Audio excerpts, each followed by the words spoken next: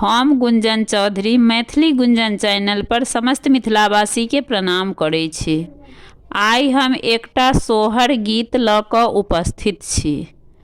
आशा करै छी जे ई गीत अहाँ सबके जरूर पसंद आयत।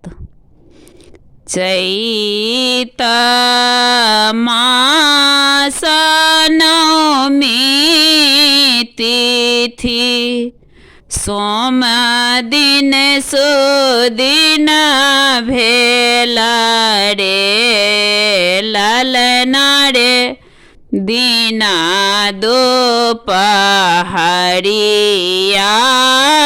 में रामा जी जनमा लेला रे लालना रे दीना दोपहरिया में रामा जी जनमा लेला रे।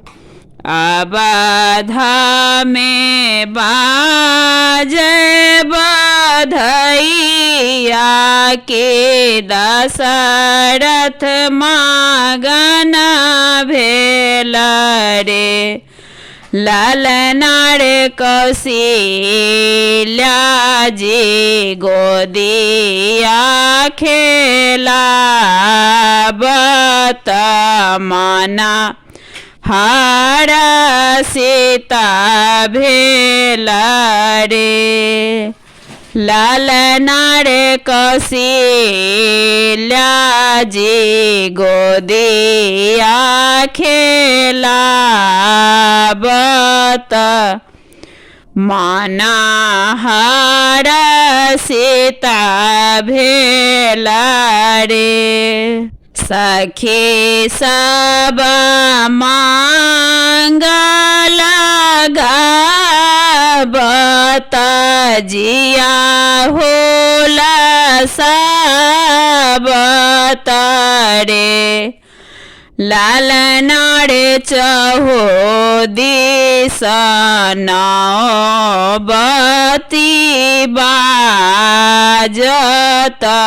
बंदी यस गावत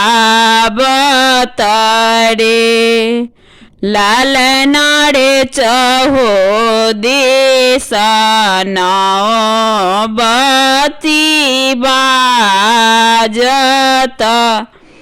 बंदी यस गावत रे। सोरही दास सोहर गाओला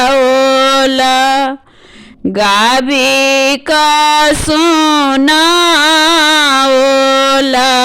रे लालना रे सुरा मुनि फूला बरसावत जय जय सुनावत रे लालना रे सुरा मुनि फूला बरसावत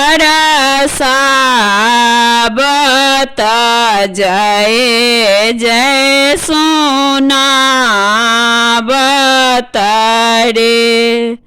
चैत मास नवमी तिथि सोम दिन दीना सुदिन भेल रे लालना रे दीना दोपहरिया में रामा जी जनमा लेला रे लालना रे दीना दोपहरिया में रामा जी जनमा लेला रे।